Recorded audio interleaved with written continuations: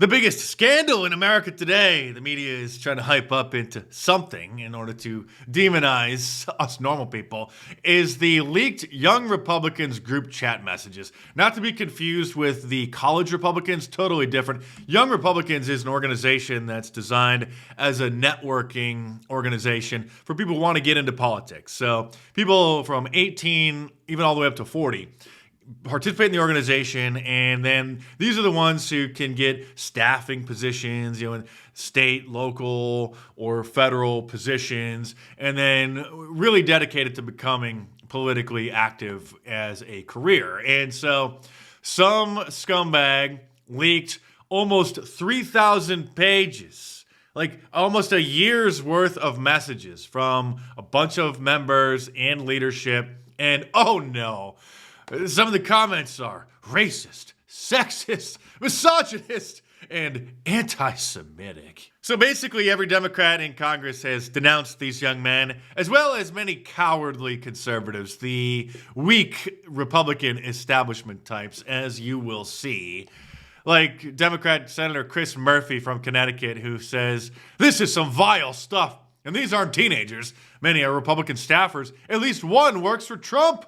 Epithets like maggot with an F, retarded, and oh no, worst of all, the little N-word with an A on the end. So does that even really count as an N-word? Is it the N-word or are there N-words? They appeared more than 251 times combined. Oh no, in almost 3,000 pages. Who cares? After Senator Chuck Schumer learned that there were some Hitler jokes in the messages, he posted that they were sickening, revolting, vile. This makes you want to throw up. Who? Not me. I don't have a problem with it. This is the kind of garbage that the worst kind of people say when they think no one is watching. Well, because nobody really should have been watching. Whoever leaked these messages is a traitor, and they are the vile and revolting ones. J.D. Vance showing he has a spine and showing how Republicans should deal with these kinds of artificial outrage stories when private messages amongst friends are leaked that don't involve any criminal behavior, just show a bunch of people using some edgy humor amongst friends, saying this is far worse than anything in a college group chat. And the guy who said it could become Attorney General of Virginia, showing a screenshot of Jay Jones' text messages that have resurfaced, where he, it's like calling for and celebrating murder of his opponents, and I believe their children as well. I haven't followed this story too closely, but just a typical Democrat, basically. And J.D. Vance noting, "I refuse to join the pearl clutching when powerful people call for political violence." Of course, none of the major news networks are covering Jay Jones's text scandal because that's what Democrats do, unlike the cowardly Republicans, the cuck-conservatives, who have to virtue signal to the Democrats anytime anyone is accused of being a racist or a sexist or an anti-Semite. Of course, the Young Republicans organization themselves issued a statement saying that they were appalled by the vile and inexcusable language revealed in the Politico article published today. Such behavior is disgraceful, unbecoming of any Republican, and stands in direct opposition to the values our movement represents, blah, blah, blah. The correct response would be either no response, why even bring any more attention to this, or to defend these young men. Just brush it off. Say it doesn't matter. If you're asked for a comment about it, say, oh, well, big deal.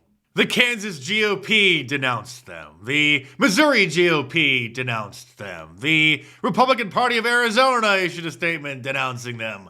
Some guy who's running for Secretary of State of Kansas issued a statement denouncing them. I didn't see a single Democrat organization from any city or any state or any Democrat in Congress, in the House or in the Senate, denounce the widespread and shocking celebration of Charlie Kirk's assassination.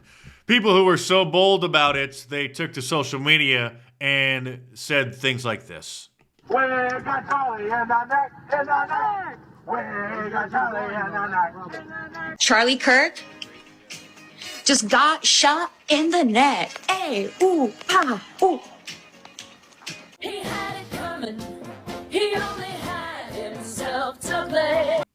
A uniformed member of the military? Charlie Kirk got shot and he's dead! Finally! Thank you. Can we keep this up? Aside from the boomers who run these various state GOP organizations who all ran to social media to denounce these young men for sounding like every young man in my generation, Generation X, sounded when we were in middle school, talking, and in high school, and in college, and after college, and still today, you have the next generation of wannabe, politically correct, cowardly conservatives also throwing these guys under the bus. Like Brylan Hollyhand, who said that this is horrible and disgusting, but thankfully none are running for office. If you haven't heard who Brylan Hollyhand is, he is, just have a look. You can judge for yourself. Hey, Happy Warriors, Brylan Hollyhand here. Hey, Happy Warriors, Brylan Hollyhand here, the latest Gen Z artificial astroturfed influencer who's been welcomed into the Conservative Inc. mainstream media fold. Or is he Gen Alpha? You know that someone is completely synthetic and fake and deserving of no respect when Ben Shapiro has them on his show and then reads a bunch of obviously pre-planned scripted questions for them in order to hype up their new college speaking tour. People who's going to be doing a full TPUSA sponsored college speaking tour is Brylan Hollyhand. So this is who Turning Point USA is sponsoring on a college speaking tour. 19-year-old political commentator. He's best-selling author of One Generation Away, Why Now is the Time to Restore American Freedom. He's chair of the RNC's Youth Advisory Council. So not only is it's understandable to read his bio, but Ben then... He's host of his own show. Reads his scripted questions for the kid to then promote his new speaking tour. The Brylan Hollyhand Show. Brylan, thanks so much for taking the time. Really appreciate it. Ben, thanks for having me. Happy Friday. I appreciate the opportunity. So first of all, why don't we talk about what exactly the college speaking tour is going to constitute? See, little Ben's looking down on his questions there on his computer to read the questions. I will spare you any more of this little sissy, this little soy boy who is now being propped up as the next generation of leadership in the Republican Party. Actually, I'll show you one more clip of him on his college speaking tour where he calls for much more immigration to America. We should keep increasing the amount of legal immigrants. Legal immigrants, yes, we're a melting pot. I absolutely support that. So, I'm sure you understand these groups vote overwhelmingly against American values. They vote for the Democratic Party, so sure. And many of them don't speak English, don't follow our customs, they're not assimilating. It's time that we close the borders to all immigrants. Have like a 100-year moratorium on immigration. Sorry, no vacancy. Really, that's the death of the Republican Party, right? Yes, but we can't close our borders and have our nation where we don't accept anybody to come in. So I've been a very big proponent against... Plenty of countries do that. We can't just completely close our borders off and never allow somebody else to migrate into the country. Why not? We can... why not? See, these are the kinds of young leadership that we need in the Republican Party, the ones asking the questions here. Because that's how the country started, as a melting pot. Like, we welcome people in. This country did not start as a melting pot. That term was invented in 1910 by Israel Zangwill.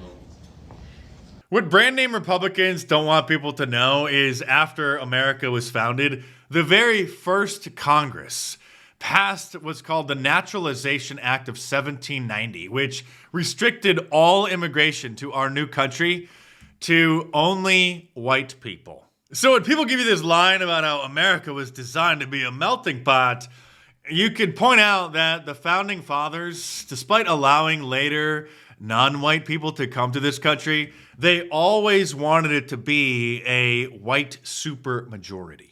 And now that the anti-white agenda is so clear in the United States and throughout Europe, while of course Israel must maintain their Jewish supermajority, diversity for thee, but not for me, a lot of people like Tucker Carlson are asking some very powerful questions, which people don't want to answer because obviously that would be considered to be racist.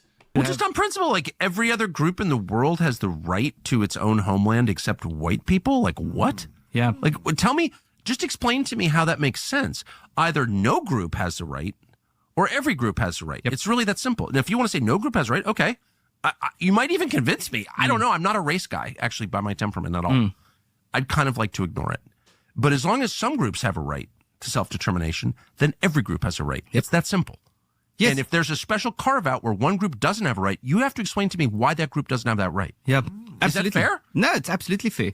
Other wannabe mainstream conservative Inc. influencers aren't just denouncing the young Republicans' private, personal text messages, jokes amongst friends, but they are also now denouncing J.D. Vance for not denouncing them. Like Aaron Wexler, who's a big TikToker and a self-proclaimed stand-up comedian, who says that she is disappointed to see this whataboutism from J.D. Vance. Both are wrong. It's really that easy. Brace yourselves for some mega cringe, because this is what she thinks passes as comedy. By the way, not just passes as comedy, she's very proud of this bit. This is the pinned tweet on her Twitter account. I'm thankful. I'm thankful to my parents for this very unique name, because it definitely helped me get my job in finance right in school. Like, you just know.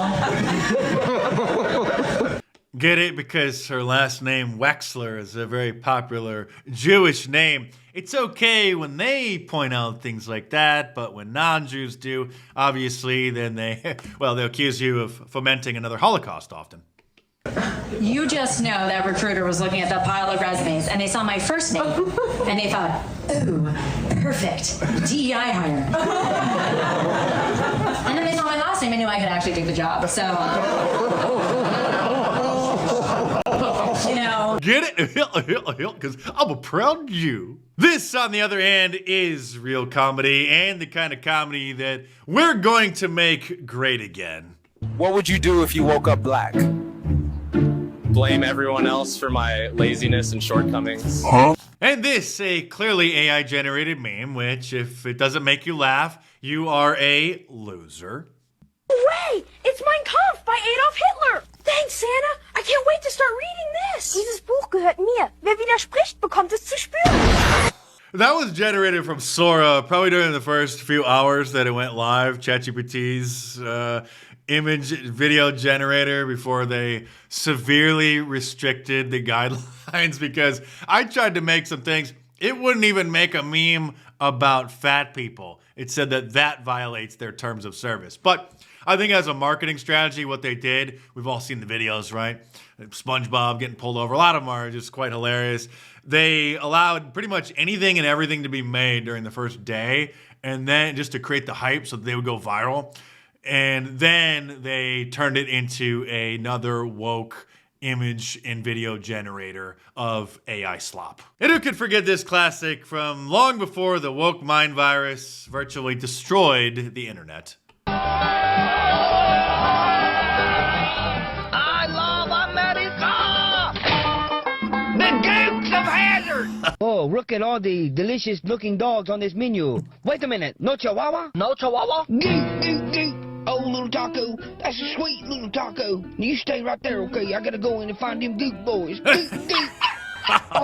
And who could forget this classic from 15 years ago now, surprisingly still on YouTube, from The Onion back in 2010, when The Onion actually was funny. Believe it or not, they weren't always a woke joke like they are now, even operating as a front group trying to steal InfoWars assets and shut down Alex Jones in his studio.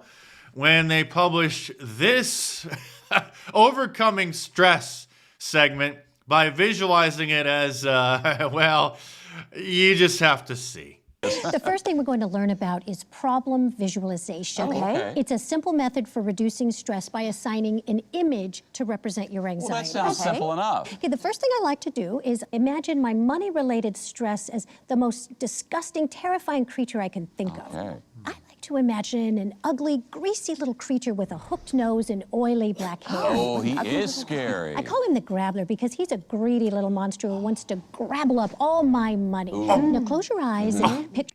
It only gets better from there, so I'll try to remember to leave a link to the original video down in the description below, so you can go and watch it while you can, because once this video is brought to the awareness of the new Onion's leadership, they're going to not only delete it, but they're going to apologize for it. But around here, we don't apologize for edgy jokes or shock humor or people using the N-word, and we certainly don't denounce them, especially when those things were done in what should have been a private conversation. Subscribe to my channel if you're new here, check back on a regular basis, and if you enjoy watching my videos and you want to support my work, then just buy me a coffee by clicking the link in the description below.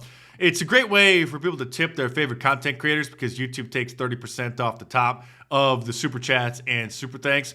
So buymeacoffee.com is a great crowdsourcing service. You could tip me however many coffees you think my work is worth. So click the link in the description below, head on over there and check it out.